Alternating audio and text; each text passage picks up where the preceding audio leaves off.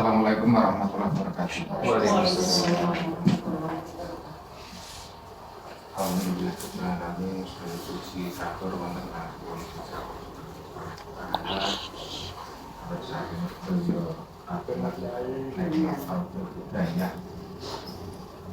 Alhamdulillah pagi ini ibu sekalian dan mas-mas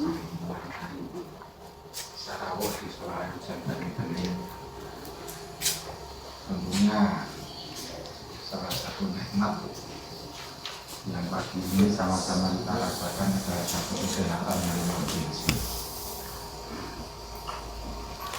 Salam dan sholawat Allahumma sholli wa sallim ala sayyidina Muhammad wa ala sayyidina Muhammad wa pada junjungan kita Nabi Muhammad sallallahu alaihi wasallam yang tentunya kita selalu berharap syafaat beliau melakukan amin amin. Ibu bapak sekalian yang saya hormati, sebelumnya kami aturkan selamat datang di sekolah hujan Banyukuning, di mana disinilah menjadi salah satu perintis dalam membangun jaringan pergerakan air hujan di seluruh Indonesia. Barangkali kalau ibu sekalian memahami atau mengikuti di media, disinilah lahirnya sekolah hujan pertama kali. Terima kasih banyak juga kami aturkan guru diri sebagai kepala sekolah MI Cokro Surabaya. Kami aturkan Rabu di Senin Maret dengan harapan semoga nanti setelah kita mengikuti paparan yang akan disampaikan oleh ini, harapan besar dari kami ibu sekalian menjadi satu agen perubahan di Surabaya. Meskipun untuk wilayah Jawa Timur sebenarnya gunung sudah keluar masuk, tapi ya belum merata karena luasnya Jawa Timur sebagai provinsi, jadi baru masuk di bagian-bagian kecil yang kita hanya sekedar membangun satu jaringan. Untuk sel-sel mungkin masih kesulitan ya, karena kita pergerakan bukan didanai oleh satu donatur besar, tapi pergerakan kami dalam pergerakan mandiri. Ibu-ibu sekalian, dua hal yang penting kami sampaikan terkait dengan air hujan, agar nanti menjadi satu pemahaman sehingga menjadi satu kesadaran dari kita semua. Pertama, kita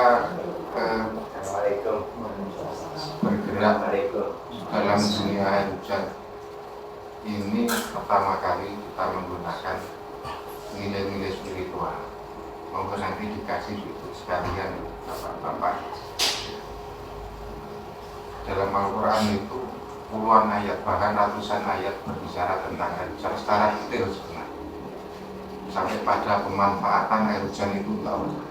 Allah katakan di dalam ayat Al-Quran, sayang memang masih menjadi satu kelemahan kita sebagai umat muslim, barangkali belum memahami dalam konteks kesadaran. Kita masih mengandalkan, bahkan masih meyakini bahwa air hujan itu jelek, air hujan itu buruk, tidak layak konsumsi. Padahal faktanya terbalik, Bapak Ibu dan Bapak Ibu sekalian. Terbalik.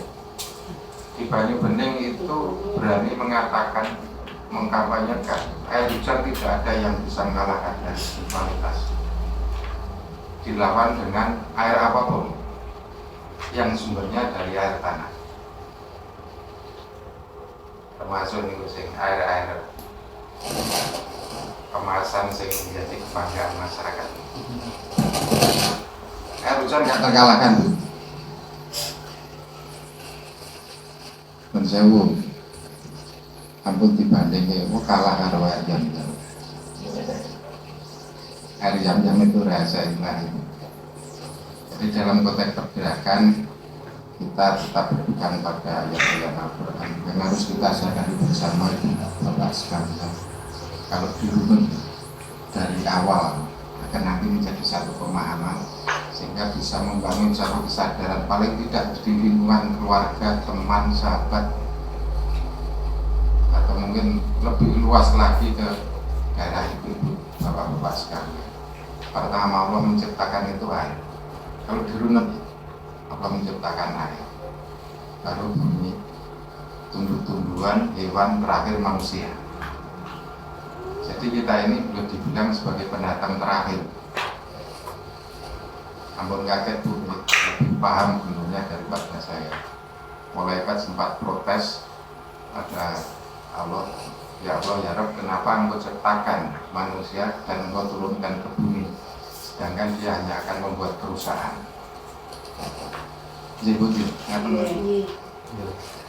Jawab Allah, aku lebih tahu dari apa yang kamu pikirkan. Ternyata Allah menciptakan manusia disempurnakan dengan akal ujian, sehingga kita diberikan satu pilihan, kita mau menjadi khalifah sebagai khalifah di muka bumi, atau kita akan menjadi makhluk yang membuat usaha. Tapi faktanya Bapak Ibu sekalian, kita bisa lihat keserakahan daripada sifat manusia ini. Akhirnya apa yang terjadi kita bisa lihat bersama alam kita seperti apa. Bukan ulah hewan atau yang lain, tapi karena ulah manusia. Itulah sedikit gambarannya sekalian. Dan yang kedua, setelah kita menggunakan dasar pergerakan itu dari nilai-nilai spiritual, secara ilmiah sekalian, kita juga ya, karena nanti kan ada banyak pertanyaan di masyarakat luas. Secara ilmiah gimana ya?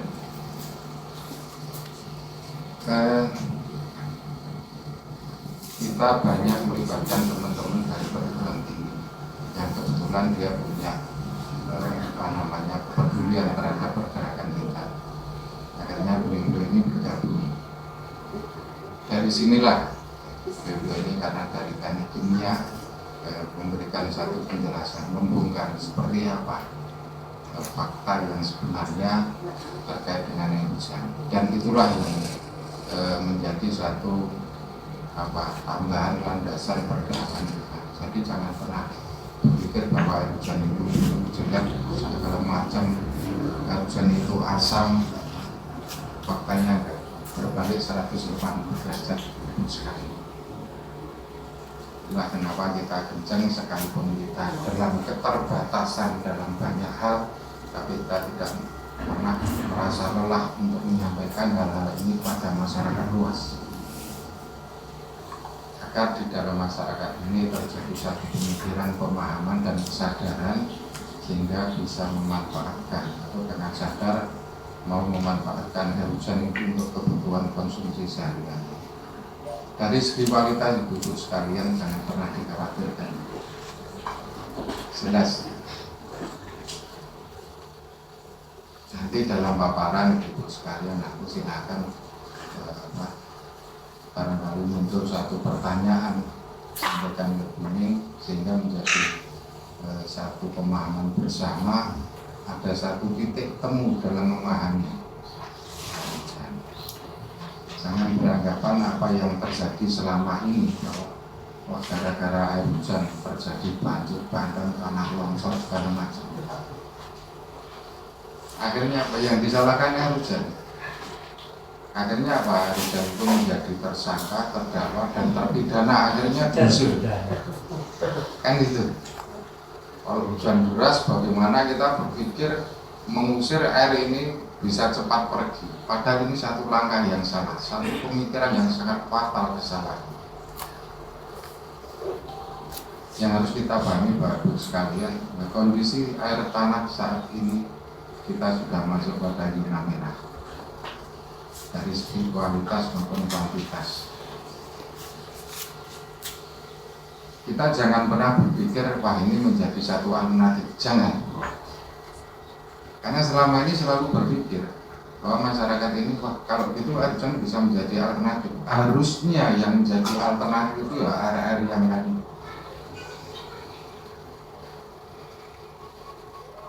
Yang kita lupakan adalah bahwa air hujan itu menjadi satu-satunya sumber mata air yang ada di bumi. Ini enggak terbantahkan. Apa yang terjadi dengan alam kita kalau tidak ada air hujan? Mungkin itu pernah masa-masa yang lalu Ethiopia yang terjadi di Ethiopia kekeringan karena tidak ada turun hujan. Sumber mata air yang ada di Ethiopia mati, kering. Korbannya jutaan manusia di Ethiopia meninggal. Sebelumnya saya ucapkan terima kasih kepada Buning karena yang awal saya kenal dari Pak Agus yaitu Buning. Siap. Ya. Ini sebetulnya kunjungan ini pada tanggal 14. Jadi tanggal 13 itu saya ke Jakarta lagi sowan dengan Pak Agustin bicara tentang pendidikan, dan ini anak-anak Cokro ini alhamdulillah meraih medali emas dari beberapa lomba olimpiade sains, menemukan obat diabetes, tapi bukan diminum. Kalau diminum itu sudah biasa. Kami menemukan obat diabetes itu dengan hirup, aromaterapi. Nah, yang pada awalnya aromaterapi ini dapat medali emas di ITS. Dari 17 negara kita alhamdulillah meraih medali emas untuk pertama kalinya, dan ini yang membuat kami tuh semakin antusias untuk belajar dan belajar. Nah, pada Olimpiade Sains di Rumania kami pun mendapat medali emas dengan inovasi baru. Jadi aromaterapi itu kami inovasi menjadi inhaler, lebih praktis. Jadi kemana-mana bisa dipakai saat merasa badan ini kurang enak, berarti ada yang salah dengan darah kita. Nah, untuk maju berikutnya kami tuh butuh dana ke Brazil. Memang kita dapat beli tiket ke Brazil. Nah, itu awal kedatangan kami menemui Pak Agustin, ini dialog tentang ini gimana bisa mendapatkan dana, dan akhirnya Pak Agustin, Bu, coba kalau umpama ndak keburu, ayo mampir. Ini ada orang kita ini, Buning di Sleman. Nah, saya dikasih kontaknya, Buning ditelepon pada saat itu. Ya, itu tanggal 14 Juni. Ternyata besoknya saya dapat kabar duka dari keluarga suami yang mengharuskan kami langsung pulang ke Surabaya. Jadi saya minta maaf ke Buning, tidak bisa lanjut ke sini. Nah, ini saya nyampaikan ke guru-guru. Ini loh ada, ini direkomendasikan sama Pak Agustin. Nah, guru-guru ini sudah antusias gimana membangun Pak Agustin ini. Kalau bisa Bu, ini dibuat di Cokro. Jangan dijual air itu, biar berkahnya bisa kemana-mana, bisa menyembuhkan. Bahkan Pak Agustin pernah cerita ada yang dokter sudah menyerah, lalu Pak Agustin, Buning bisa? Insya Allah bisa. Ternyata alhamdulillah orangnya terselamatkan. Itu jadi motivasi kami. Seperti apakah air hujan? Memang kami meyakini seperti Bapak Kepala Sekolah yang sudah sampaikan, kami meyakini kalau ada keberkahan dalam air hujan itu. Karena memang kalau orang-orang apel itu kalau mau biar anaknya patuh itu dari air hujan, Pak. Dari air hujan diselawatin terus disuruh minum anaknya. Nah, itu artinya ini tidak nakal, tidak ini. Jadi ada kepercayaan di situ, membawa berkah. Iya, nah iya. Ada pembuktian. Jadi seperti itu. Karena kan dalam Al-Quran juga menghidupkan yang mati. Kan dari air hujan itu tanaman. Jadi Sehari sebelum saya ketemu Pak Agus itu saya ketemu dengan teman SMA yang mengolah air dari sumur di Priok. Itu sumurnya ya rawa dari rawa-rawa gitu, nggak enak anginnya, jadi yang layak minum. Nah saya pengen ini membandingkan dengan yang air hujan ini gimana. Soalnya teman saya juga cerita ini nanti dipisahkan antara basah dengan asam. Kok ceritanya Pak Agus ini sama ya dengan teman saya sebelum Maya. Oke Pak, insya Allah kami tetap di sana. Nah ini guru, awalnya saya minta ke Buning 9 orang Buning. Ternyata banyak yang antusias, pengen juga ini, pengen tahu. Akhirnya jadi 14, makanya saya tidak berani ngasih tahu sebelum fix. Baru kemarin berangkat ke Jogja, Buning jadi 14 bukan 9. Buning insya Allah siap Pak, alhamdulillah. Oke. Jadi semoga iktikat baik kita bisa menjadi silaturahim yang kuat di dunia dan akhirat.